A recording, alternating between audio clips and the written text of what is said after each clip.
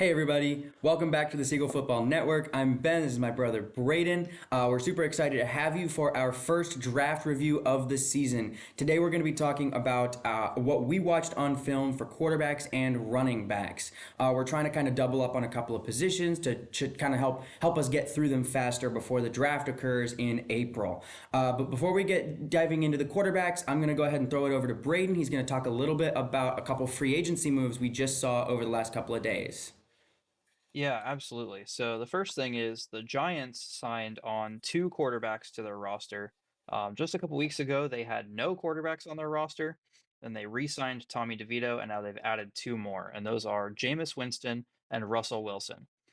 Russell Wilson is definitely the more notable of these two. He's expecting to be the starter, and they signed him on for a one-year deal with 10.5 million guaranteed, with incentives up to $21 million.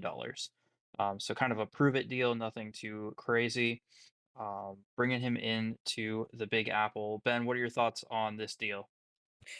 Yeah, I went before they signed Russell Wilson. I definitely was excited about Jameis. I have thought for a long time that Jameis could start in the NFL, and every time that he's been given an opportunity, he has looked good. Elite, no, far from it. Best decision maker, no, far from it. But when he makes good decisions, he is a very good quarterback and a starting level quarterback. So I was happy with the deal. Like you said, it's not very expensive, so like it's really not a bad fit. And so I think that it's a great situation if, before they signed Russ, if they couldn't find another quarterback, or if Russ goes down with injury or gets benched or something, Jameis will definitely be able to step in as a great quarterback. Yeah, I agree. It's going to be really interesting to see kind of what that quarterback room looks like when the season starts for sure.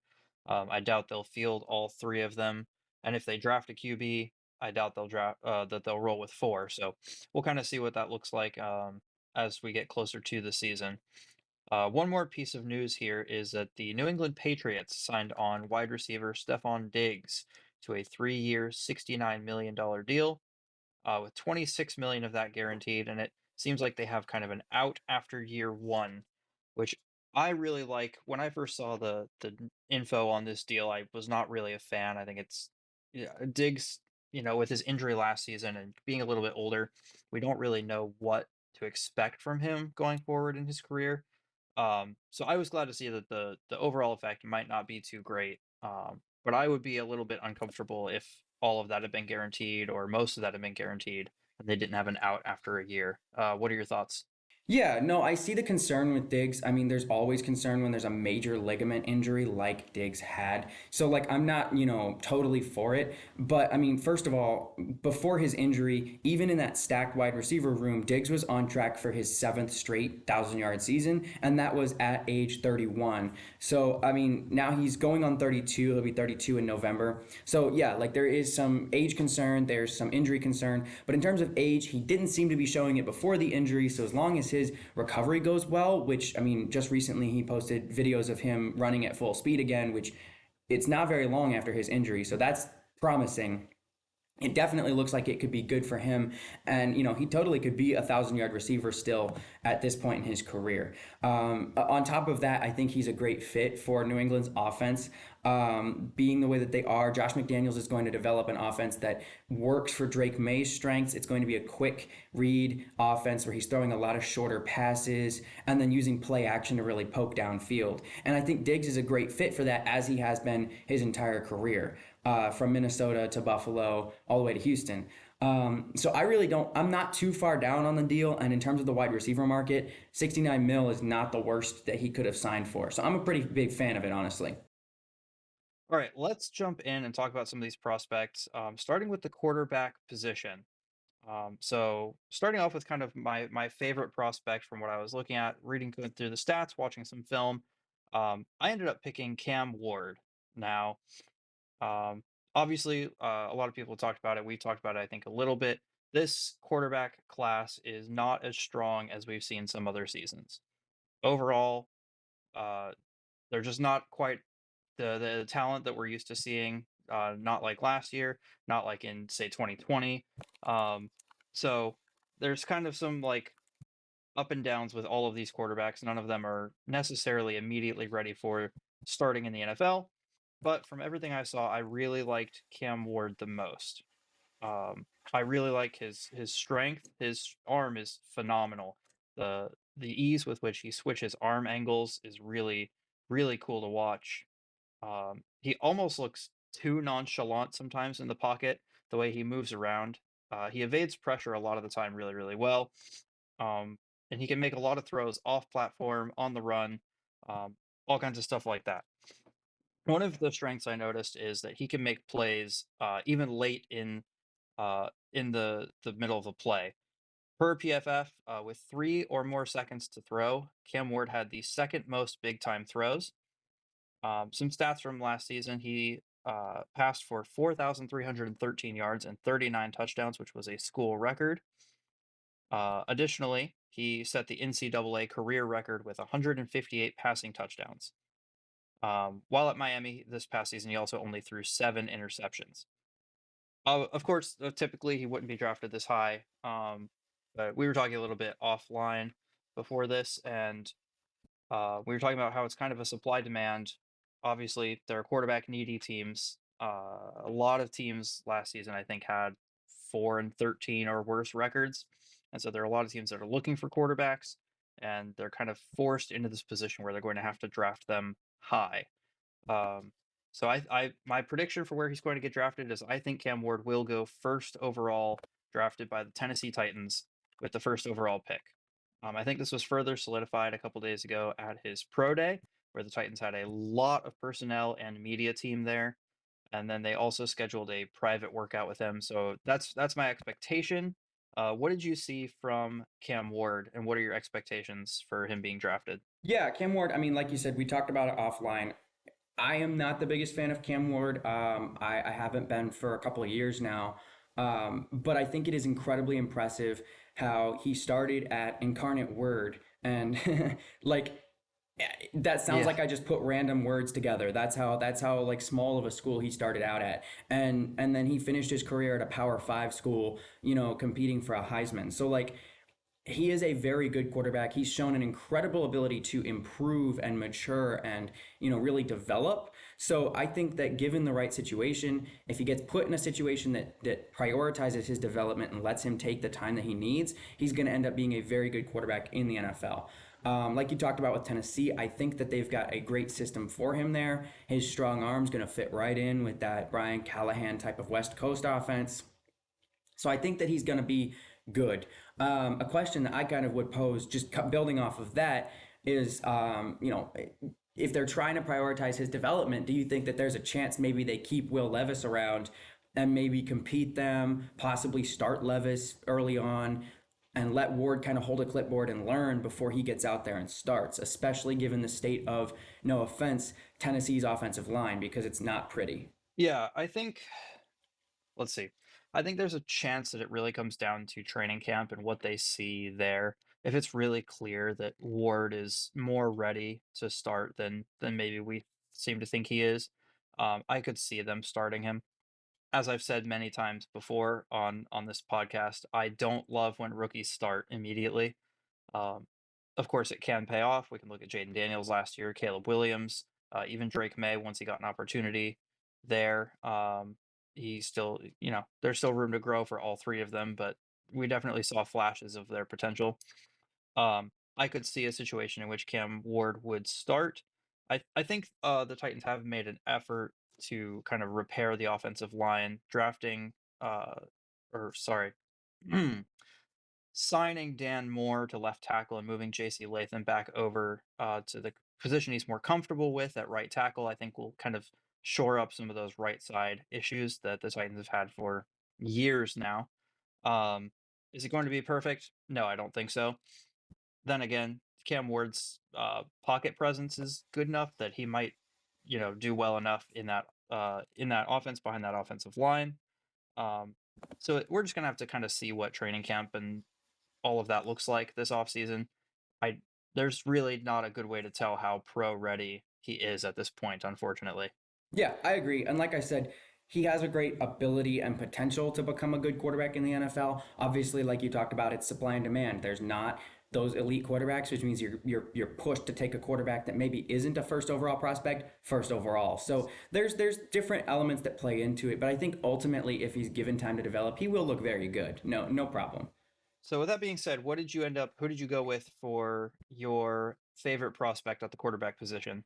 Yeah, my top prospect is actually the opposite of yours, and I really do think that this quarterback is better than Cam Ward, in my opinion. I think he's got a higher floor, maybe not necessarily a higher ceiling, but he is more likely to succeed in more systems and more likely to look more stable, at least early on. And that is Colorado's Shador Sanders. I know he gets a lot of hate because it seems like he's daddy's boy, and that might be accurate, and I talk about that a little bit later. But I really do think that Shador is standalone a very good quarterback. He's a really smart guy. I mean, he shows it on the field consistently. He shows it off the field consistently.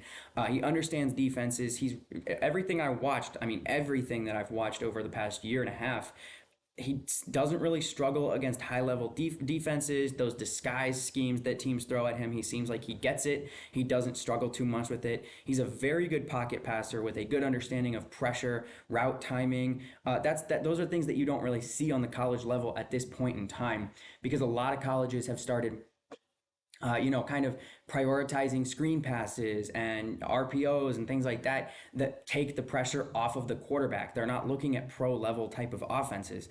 And so the fact that Shador is in an offense where he's able to, read that defense and break it down and actually do timing routes, that says a lot about him as a quarterback. He's a really good quarterback, especially when he's on time and on platform. Physically, he can make all the throws in the book. He's got a strong arm, but the problem that I started running into watching him is he doesn't have the fundamentals needed to make an immediate difference in the NFL. He's got a longer wind up full operation time from snap to getting the ball out. Takes a little bit longer to actually throw it when he's ready to. He doesn't really have the lower body zip that you look for in an NFL quarterback to really make those tight window throws. Like I said, he's great on platform, but when pushed off platform, he seems to struggle with hitting windows and timing his plays correctly. Even on the college level, he lacks the zip for that. So I get a little bit worried that he might struggle on the NFL level with that. I'm not saying he can't develop beyond that. I think that teams definitely could help him build through that, but it's questionable.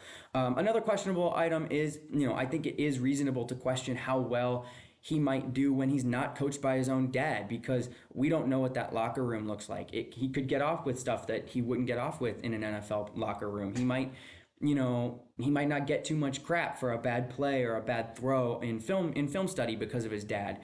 But like I said, he's really intelligent. He has a very good understanding of his own playbook and opposing defenses.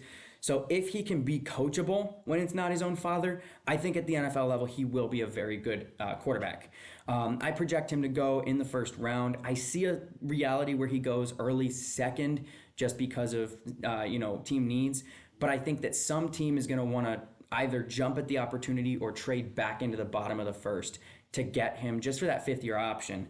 I kind of compared him to Las Vegas Raiders' Geno Smith.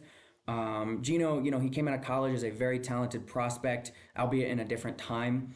And he did lack in a lot of fundamental ability, just getting that ball out on time, getting it with the right zip and speed. His processing was good though. Geno was forced to start right away, and it was clearly not very good for him.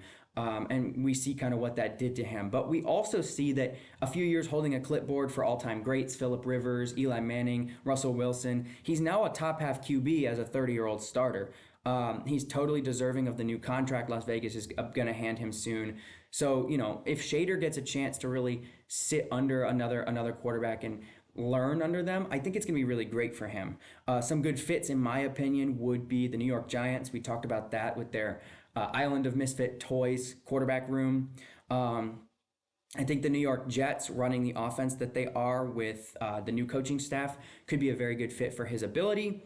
And another fit was the Las Vegas Raiders, because I think that, Geno Smith is there. Obviously, that will help him being able to sit for a couple of years in that offense and learn from Geno. I think that would be a good fit as well. All right, yeah.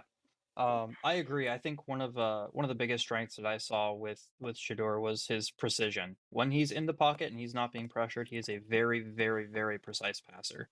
Um, so that's going to be really cool to see if he's able to maintain that into the NFL. Yeah, and that kind of rolls into, like I mentioned, like his timing. Timing and accuracy are half the battle.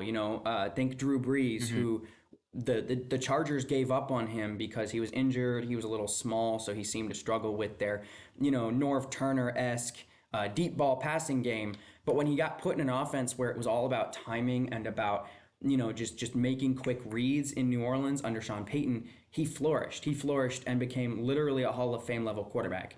So we see what a scheme can do. All right, let's move into quarterbacks that maybe are a little bit underrated or we think could end up being better than what a lot of the projections are showing. For this position, I ended up picking Jackson Dart from Ole Miss. In his senior year, Dart put up 4,279 yards with 29 touchdowns and 6 interceptions. In his 4 years, he's had a clear upward trajectory, especially in his 3 years at Ole Miss. He's improved his yardage and touchdowns every single season. This past season, he had the fourth highest QBR in the nation, and I think he has a pretty high ceiling overall. I've seen him compared to Bo Nix or Gardner Minshew for his pro comparisons. He has experience, and he clearly grew with the offense at Ole Miss. He talked about all the different ways that they made it more complex and more advanced each season. Interestingly, Dart has more starts than Cam Ward or Shador Sanders, so he's also a more experienced starting quarterback. Um, while he has run a lot of types of different offenses, I think his biggest weakness is when he's under pressure. In 2024, when he was pressured, he had a 23.9% sack rate and only completed 46.1% of his passes. As far as fits in the NFL, I was kind of bouncing around between a few teams and I kind of settled on the Saints. I think once they move on from Derek Carr, which is likely going to be at the end of this season, if I had to guess, they're going to be looking to get cheaper and they're going to be looking to get younger. And Dart would give them an opportunity to do that, gives them the 5th year option if they do take him in the first. Um, and it gives him time to develop before he ends up starting. What are your thoughts on Jackson Dart? Yeah, there's two quarterbacks that I think are underrated in terms of like teams are just now starting to see their value and definitely would probably flourish by being a backup first. Um, and that's Kyle McCord, and I'm going to mention him a little bit before I jump into my stuff, and Jackson Dart. Jackson Dart, like you talked about, he's had more experience in college than most quarterbacks. And I actually really liked your Bo Nix comparison. I hadn't really thought about that, but that's a good comparison. One, in terms of how much experience he's got on the college level, and then two, just in terms of like what kind of a quarterback he is.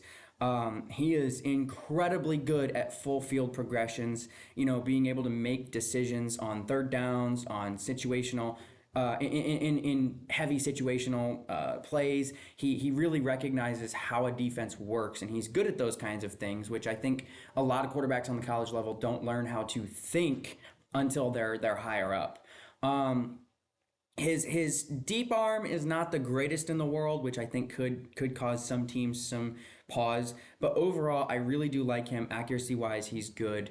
And yeah, like you said, I mean, he started a lot, and that's going to be his number one strength. And similar to Bo Nix, we're kind of seeing this back end of the draft process post college season and going into like the combine season, the senior bowl, all of that. We're starting to see him really ratchet up his popularity. So I could totally see him going early second to mid second. Some teams might see him more as a third a day three prospect for sure. But yeah, no, I really like Jackson Dart. Yeah. Um, Interestingly, I've been kind of watching some of Kurt Benkert's opinions as we're going through the combine and leading up to the draft, and I think it was right after the combine. He said the battle is no longer who's the number one quarterback. He said Cam Ward's got that. He said it's now between Jackson Dart and Shador Sanders for who's the second best quarterback. And that's not an opinion I think most people hold. I think a lot of people are pretty solid with Shador being one or two, and Dart being down the list at 3 or 4. Um, I really like what I've seen from Jackson Dart. I could see him potentially being a little bit better than Shador as time goes on, depending on where he ends up going. Oh yeah, based on offense, I think Jackson Dart 100% has the ability to be better than Shador. I liked you putting him in New Orleans. I liked you talking kind of about that. Physically, he plays like Brock Purdy, if you will.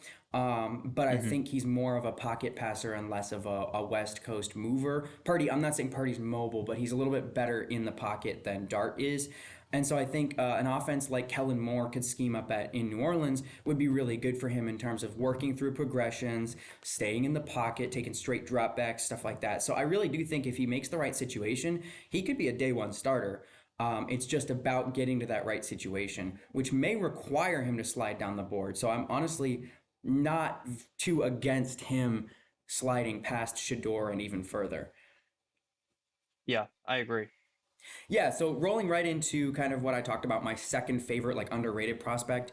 But I have one that I'm going to talk about, and then I have an honorable mention. And I talked about my honorable mention a little bit already, and that is Kyle McCord out of Syracuse. And the reason I didn't select him to really go in depth about is I was kind of trying to stick to names that you're going to see go earlier in the draft. But I think McCord has the chance to be kind of a sneaky pick to go late and really get a chance to start later down the line. Think like Spencer Rattler, but I think that Rattler being on the Saints kind of ruined his chances of really getting that chance. But McCord really could Hmm. become a starter down the line. Having watched him at Ohio State, I really don't think he was the reason they weren't very good there. And I mean, I'll just tell you guys this: if you have the time, go check out his deep ball stuff. It is insane what he can do. Anyway, continuing, my real quarterback that I'm going to talk about a little bit more is Jalen Milroe out of Alabama. I mean, I'm going to start it off with my pro comparison, and I'll dive into that a little bit more. My pro comparison is Jalen Hurts. I almost feel like I'm watching like 2019 Jalen Hurts highlights when I watch Jalen Milroe. Which it sounds silly, like Jalen, they're both from Alabama, but no, they really are very similar quarterbacks. When I watch Milroe, he's built like a linebacker. He runs and shifts like a wide receiver. He is tough as nails. He can absorb hits like nothing. And then let's talk about his quarterback ability. He has a really strong NFL level arm. He's got both distance and drive on his ball, which it it sounds like, oh, that should be a given, but it is rare for a draft prospect. One negative aspect to that is sometimes the speed and drive that he has on his ball makes him sail easy throws, drags and swings. He tends to overthrow them or just like ground the heck out of them. But if he can get that under control, that speed on his ball is going to be scary to play against. His deep ball placement is elite. I mean, I haven't seen a quarterback come out of the draft with this good deep ball placement in a while. Going back to his physicality, again, he's incredibly mobile. Through all of my film watching, I watched a lot of games on him. He can turn a clear negative play into a positive just off of his shiftiness and speed. Even if nobody's throwing blocks for him, if they just think the play's dead, he's still going to get out and make a positive play, which is a great aspect to have. He's got a very well documented work ethic. He's got two military parents and Alabama sports experience, so very regimented, very strong work ethic. He never quits, even when down by multiple scores. However, for all of that physical, yes, there is a lot of mental no. Like I talked about, he's incredibly good with that deep ball and everything. However, his processing and decision making is not the greatest. At the college level, he makes up for it with great ball speed, incredible athleticism, speed, all that. But at the NFL level, without development, he's going to struggle to read defenses quickly enough for his own good. He's going to struggle to read his own offense. He's going to struggle to, know which route to throw to, understand where those openings in the zone are, and that timing. He's often completely oblivious to pressure. He sometimes tries to hit a window that is not there for very long, or frankly never was there. But again, on the college level, he can make it work because it's the college level. So I'd be a little bit worried about that if he lands in a situation where it might not be a good fit for him, or they're not going to prioritize his development, similar to, like I mentioned, Spencer Rattler. Um, My projection for him, because of these takeaways, is he's probably going to go late day 2, early day 3. So probably like second or third round. He might go a little bit later, fourth or fifth, if just the needs aren't there for teams. But like I talked about, pro comparison, Jalen Hurts. Many of you guys probably remember Jalen Hurts went in the second in that 2020 draft. It was a very stacked quarterback class, but that doesn't take away from the fact that he's arguably one of the best quarterbacks in that class, 5 years down the line at this point. And so, like I said, Milrow just needs to be in the right scheme, and he will be a very good quarterback. He's got the same arm talent, power running threat, but also the same questionable decision making as early career Hurts. But that being said, if he can find a system that prioritizes his development, simple offense early and then kind of build on that simplicity with great playmakers, I legitimately believe Jalen Milrow could be leading a Super Bowl team in 3 to 5 years. Wow. Yeah. I'm not personally convinced of that. Um, I think the Eagles, we're comparing to Jalen Hurts a little bit here. I think the Eagles really managed to kind of capture lightning in a bottle with having the best offensive line in football, having some of the best pass catchers in football, and then having, one of the better defenses overall over that period of time. I think a lot of things have to kind of fall in place for that to happen. And I'm not 100% sure that Jalen Milrow's ceiling is as high as Hurts. And I haven't been high on Jalen Hurts pretty much since he entered the league. I don't think he's the best passer. I don't like how he reads defenses. I don't think he's very good at it. Um, he makes up for that obviously physically, but um, I think there would have to be a lot of stars that align for Jalen Milrow to kind of fall into the same situation without being able to improve beyond kind of the same arc that Jalen Hurts took. But um, definitely interested to see where he ends up getting drafted so we can see a little bit more of what that situation is going to look like. If he ends up somewhere, say, you know, the Titans, I don't think that that's necessarily going to happen. Yeah, I strongly disagree with your takeaways from Hertz. 3 years ago, 2 years ago, I can see it. I can see why we're talking about how much of his success is his offensive playmakers and how much of his success is him. But I really do think with Kellen Moore kind of training him and coaching him up, he's really learned how to be a quarterback in his own right. I'm not comparing him to Josh Allen or Patrick Mahomes in terms of game-changing ability because he, like you said, he does have a lot of weapons. However, you know, I don't think it's fair to sit here and say that about him, when he has done things in his own right. And you go watch the film and he has made plays independently of his playmakers, or missing AJ Brown and Devontae Smith, or one of them during a game, he still continues to produce at a high level. I think that, like you said, it's lightning in a bottle in terms of like a lot of things had to go right. But when those things went right, Hertz has been able to, sit back in that cushion of a very good team and then develop as a quarterback. That being said, I think some good fits that might set up those situations for him could be the Pittsburgh Steelers with that elite defense. Arthur Smith is a very good offensive coordinator, and I think he doesn't get his flowers for that a lot. And with an actually mobile quarterback like Milrow, it's going to be more dangerous and more effective than the Steelers' offense was last year with Russ. Justin Fields looked very good in that offense, frankly.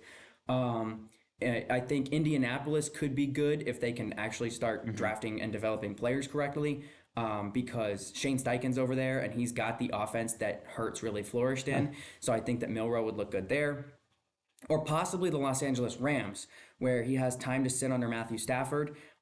It's a very good offense that kind of helps with a young quarterback's ability to read a field. It helps them learn how to go through progressions better. Very strong run game. McVay's a really good quarterback guy. So I think those three could be situations where he lands on his feet and can really become that Jalen Hurts type player. Alrighty, let's jump in and talk about the running back prospects now. Starting off with my favorite prospect, this one was super easy to choose, and that is Ashton Jeanty. I personally love running backs. That might just come with the territory being a Titans fan. Yeah, you've got Malarkey, Munchak, Arthur Smith. I mean, you guys. have a long track record of coaches who have those strong power running games. So Yeah. And I mean, you look at the history. You've got Eddie George, you've got Earl Campbell, Derrick Henry, CJ2K. I mean, dominant running backs for their eras, continually. So I think it is just part of the identity of being a Titans fan. But also, I just really like watching GNT run the ball. In 2024, he had 374 carries for 2,601 yards, 7 yards per carry, and 29 rushing touchdowns. These are ridiculous numbers. Compare that to Derrick Henry in 2015, one of the better running back seasons in college history. 395 carries for 2,219 yards, a 5.6 yard per carry average, and only 28 rushing touchdowns. Despite these similar stats, though, they are very, very different physically. Ginty is only 5'9", 215 pounds, though he is quite quick and very dense. He absorbs contact very well, also. That was something really interesting. In fact, in 2024, if you take Ashton Ginty and then Ashton Ginty with yards only after contact, they would be running backs 1 and 2 in the nation in 2024. Absolutely ridiculous. He had over 1,900 yards after contact. His awareness is also excellent, and he displays a really good balance of shiftiness, speed, and strength. As far as his fit, I personally would love to see Ginty stay in the orange and blue and keep playing for the Broncos, though in this case I'm referring to Denver instead of Boise State. Uh, Despite this, I think he's very likely going to end up in Las Vegas due to draft position. They desperately need to improve their run game. They did add Raheem Mostert, but they really need a young back to take most of the workload, and I think Ginty would be a perfect fit for the black and silver in Las Vegas. What are your thoughts on Ashton Ginty, and where do you think he's going to end up? yeah, I mean, like you said, Genty is easily a 250 to 300, almost 400 touch back year after year after year, and I think that he can continue to produce at that level. I think that there's no reason, given barring awful injury or something like that. I don't think that there's any reason why he shouldn't be able to continue to take on that workload. He is a little bit small for his Hmm. ability. But like you said, he absorbs that contact. Like I mean, he's really bendy. He's able to keep his feet even when he gets hit, really hard. Like you said, his after contact numbers are just absurd. Like it sounds like you're making up like a Madden NFL running back rather than like it feels like a user Madden running back instead of a real dude running real yards. Um, Right, he's playing on rookie mode. Yeah. yeah, yeah. One of my favorite parts about Genty, like oh, he's fast. He takes contact well, but whatever. One of my favorite parts about him though is after he gets to that second level of the defense, he just hits a completely different gear. His the speed he hits. Again, he's a small guy, so it looks realistic or whatever, but it just is insane how much faster he gets. He has a really good patience behind the line, is able to hit the hole, gets through, pushes through contact, but then he just hits an unreal speed when he's in that second level of the defense. And a lot of people are going to say, "Oh, well, it's college football. It's easier to, be a running back in college football." But I think this will transfer. I think that this really will translate to the NFL level, given that he hits a right scheme with a good blocking offensive line. So I'm a big fan of Genty. I'm on record for not being a very big fan of taking a running back in the first round, but honestly, this one I can't disagree with. This feels like a Saquon Barkley in 2018 type of situation where it's like he legitimately could go top 5, top 10 even as a running back, even with a lot of teams' fears of drafting a running back early. Now, going to kind of what you talked about with Las Vegas, I don't. I see why Las Vegas would go for him just because, they need a running back. But I don't think that he's a very good fit for Chip Kelly's offense over in Las Vegas. So I think that he might drop. I think that there's a chance that another team could get him closer to 10 to 15 or even down at 20 with Denver. Though if Denver wants him, they're probably going to want to trade up. Teams kind of in that like 9 to 15 range that I like for Genty are New Orleans at number 9, Dallas at number 12. I've seen a lot of Chicago at number 10, but I'm very anti. But that's for another episode and another time. I could even see Arizona, or not Arizona, I'm sorry, Cincinnati going for Genty at 17. They have much Mm. larger needs, but it seems like they don't really care about their larger needs right now, and they're just kind of focused on that offense. And Can you imagine that offense though? yeah, the running backs that they had. Burrow, Chase, Higgins, and Ginty. Exactly. And the running backs that they had were fine, but they ran off of a committee situation and they really did have to heavily depend on Burrow and his arm. So bringing in Ashton Genty to Cincinnati would also be a great fit. But I am completely agreeing with you.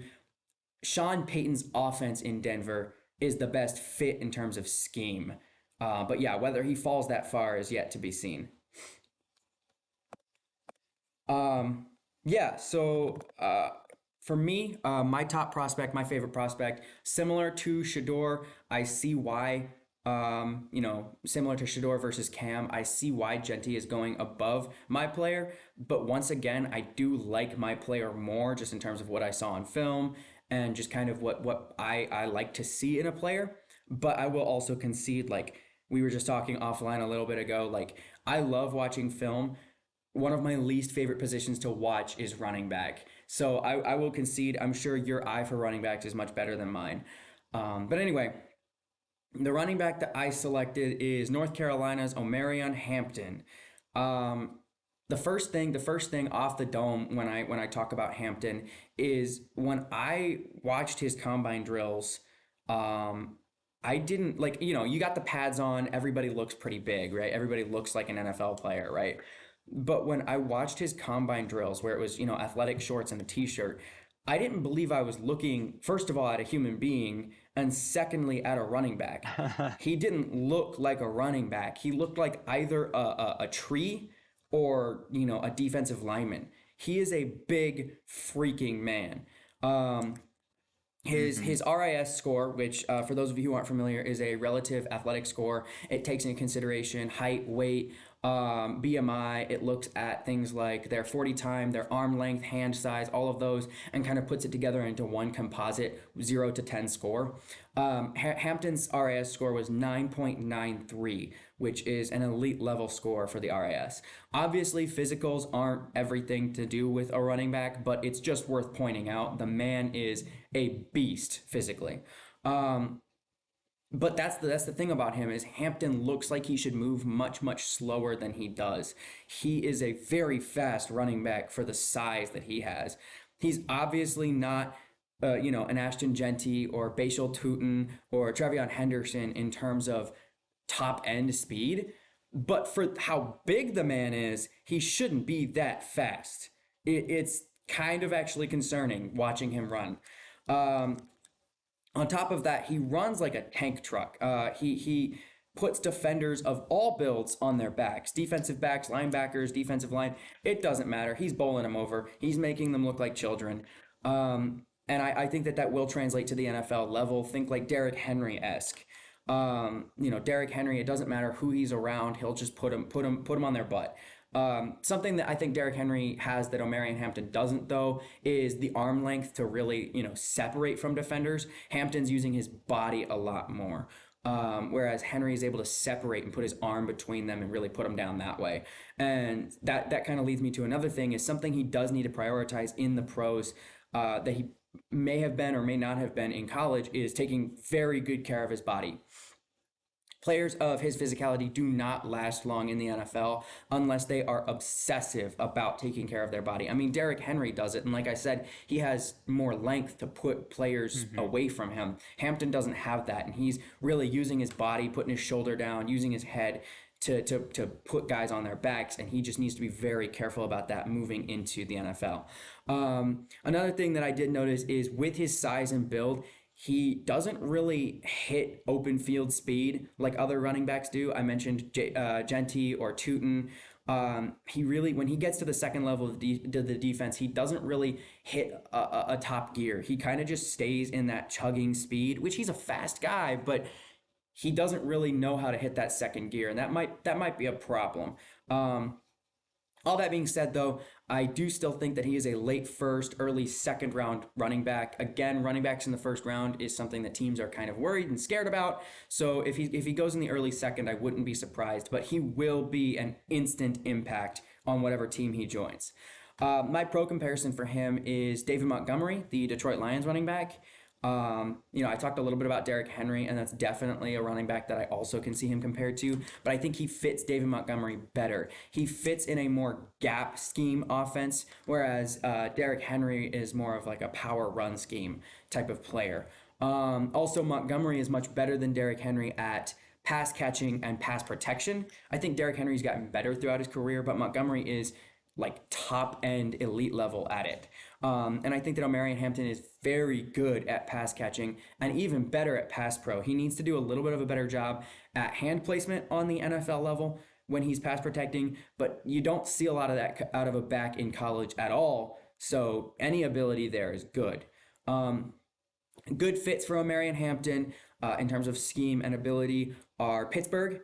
They just let Najee Harris go, so I think that Hampton is pretty much a one-to-one fit for that. He's going to be the same type of player. I think he fits in Arthur Smith's offense.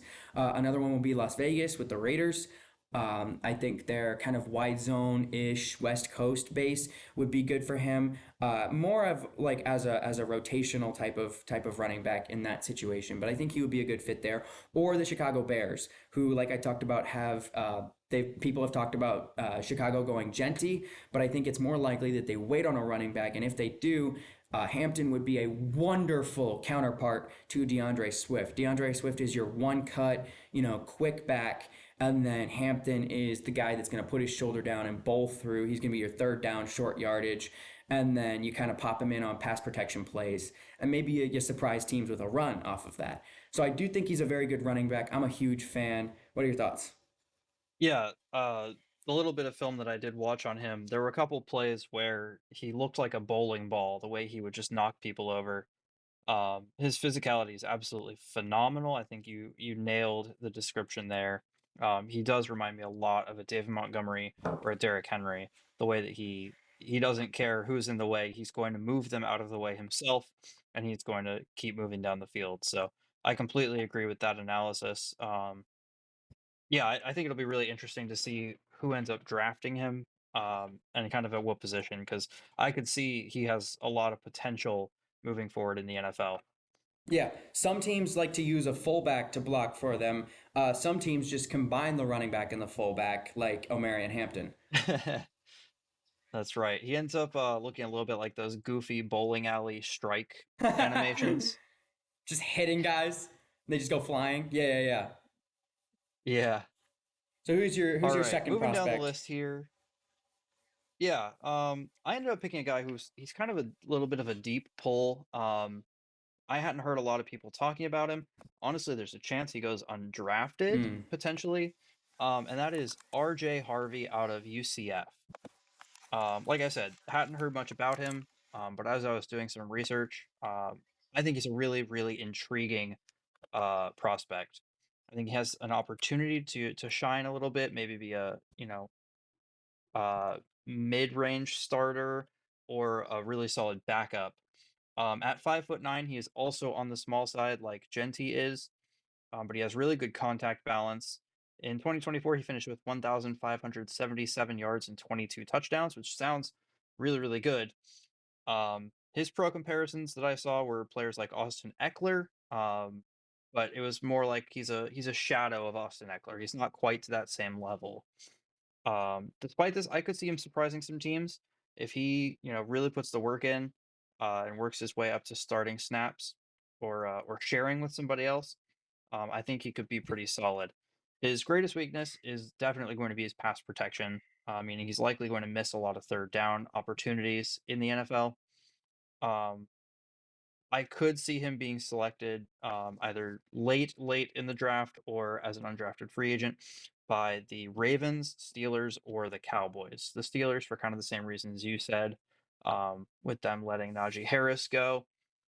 They kind of need another running back in their committee. The Ravens are always big fans of just keeping a lot of running backs around, period. And he seems like he could kind of fit into their scheme somewhat. And then the Cowboys have been looking for a running back for a little bit now. I know they did just sign on, oh gosh, who was it? Oh, who did they sign? I just saw it the other day. It was a Panther. Was it Miles Sanders? Yes. Yeah, yeah, yeah. Yeah, they did just sign Miles Sanders. And Javonte Williams. But and Javonte Williams, that's right. But I think they're still going to be looking for a running back or two to add to kind of push both of those two and to compete for a spot. So I think RJ Harvey could be a decently solid addition. And he's not somebody that's getting talked about a lot. So that's what I wanted to kind of throw in there. Yeah, one of the things that I think is interesting about your two picks is he's like great value Ashton Genty. He's far from the workhorse Hmm. ability and the durability that Genty is and will continue to be, but he definitely has the same aspects that Genty has. That great contact balance. He can be a workhorse. There's some durability concerns there. He's a pretty good fit for a lot of different schemes because of his ability. But like you said, it's clearly a shadow of fill in the blank player. He does have a really big Hmm. play ability. I didn't watch as much of him as you did. But what I did see, like I like what I see from him. My biggest concern is his size. Because Genty Yeah. proved that he could take almost 400 touches a season and stay healthy. Harvey's never had more than 300 in a season. He's usually in the 240, 250 range. So in the NFL, like you said, he's much more likely to go to a team where he is a rotational back and can serve kind of in a supporting role. I liked the Baltimore consideration. He looks like he could be Justice Hill type of player, or Hmm. Dallas, where he's rotating with Williams and Sanders and has a potential to take a larger bite of the snap share. But yeah, no, he's a very good running back. And I think he'll definitely be a late round pick. I don't think he'll go undrafted. Back. Yeah, so mine is also a guy who's really on the small side, and that is Cam Scatterbo from Arizona State. Scatterbo might not be known by a lot of people because usually the names that fans know are the names of guys who come in, play 2-3 years of college, and then are going really early and all of that. Scatterbo, though, he has been consistently good but not great at the college level for 4 years. So he is 23 now, if I remember correctly. So he's a little bit on the older side for a college prospect. However, I'm a big fan of him in terms of his ability. He's a great physical downhill runner. But the thing about him is he's not a downhill runner in the sense of like David Montgomery, like we talked about. He is still a really good like West Coast gap scheme type of player, and I think he fits really well in a scheme like that. Scottibo's got a lot of muscle for a player who's only 5'10", but he runs like he's much larger than 5'10". I think that this can be a pro and a con. He's got great commitment to his run. He keeps moving his legs forward well after he's been stopped and after the whistle has been whistled. Right, he's gonna just keep moving forward. He's very committed to it. However, spending 4 years in college, being older already and having a lot of mileage could be a concern going into the NFL. Scadabo's already had durability concerns. He only played one full season in his entire college career. However, once again, compact, muscular, being so small, he's able to find a gap where a lot of other running backs can't. Sometimes I'd be watching him and, they'd hand it off and he has really good patience. He waits for that hole to pop up. Sometimes he runs across, those wide zone looks and just waits for one of those gaps to open up. And then he would sometimes disappear and I'd be like, that's not a gap. And then he'd pop out on the other side and it's like, how'd that work out? He's got really long legs for his size, so once he gets to that second level, he increases space very well between himself and defenders, easily, surprisingly quickly. He's got a good route running tree. It's pretty diverse for a running back, but he doesn't do a great job of looking the ball in before moving to gain extra yards. So he had a couple of concentration drops that I think he definitely could have gotten away without. He's good at running, but like I said, same with the concentration drops. Sometimes he doesn't think about the ball too much once he's got it. And so he needs to get much better at ball control. He's had 10 fumbles over the past 2 seasons, which is not a good look, especially going to the NFL. So for this guy, I think he has the potential to be a good rotational and complement back going into the NFL. So I think he's going to be a late day 2, but probably early to mid day 3 pick. Think like 5th or 6th round. My pro comparison for him was another 5th, 6th rounder, and that was Kyron Williams, who I was also a pretty big fan of in terms of a rotational back. Kyron Williams being a little guy, crazy strong running style, great in a wide zone, multiple gap scheme. Think Shanahan, McVay. The best fit for him is going to be a committee backfield where he really can contribute in a rotational role rather than, being that one guy in an offense. Some good fits for him, I think, are the Denver Broncos with Sean Payton, but like we talked about, they're probably going to take a running back earlier. Another one is Tennessee, which I don't know what you think of that, but I thought that was an interesting underrated one where he could fit really well into that kind of semi-spread, semi-West Coast offense, and be a rotational back with Tony Pollard. Because me personally, Tajay Spears isn't it for me. But I think he could come in and really help spell Pollard a little bit and kind of really make a big play when it's not expected. And then my final one is Minnesota, where they've got Aaron Jones, but Mm-hmm. obviously they were a little bit hesitant to pay him top end running back money. Maybe they're looking for more of a committee back situation, and I think he could fit really well in Minnesota's offense. Yeah, I like all three of those teams that you brought up there. Watching some of his film, I also really liked his patience behind the line. It almost gave Le'Veon Bell vibes, the way that he would sometimes Hmm. sit and hesitate a little bit before he dove into the gaps. So that was something I really appreciated from his film. Um, Le'Veon Bell obviously was like one of the best at that like very patient running style. And while Cam isn't always that way, I saw it a couple different times where he looked a lot like Le'Veon Bell. So that's something really, really interesting and another comparison that I think applies well. I would love to see him in Tennessee. I think Minnesota is also a good fit. I would love to see him go there as well. Um, yeah, I think both of those are really good options. Yeah, Scatterbo is far from Le'Veon Bell, obviously, but that is a really good comparison, and that kind of jumpstarts me on something that you just kind of got me thinking about. I compared him to Kyron Williams, which is true, but in terms of that small, strong running style, but that fits a little bit more with that patience, Kyron Williams is very headstrong and just kind of like takes it right into the Hmm. pile.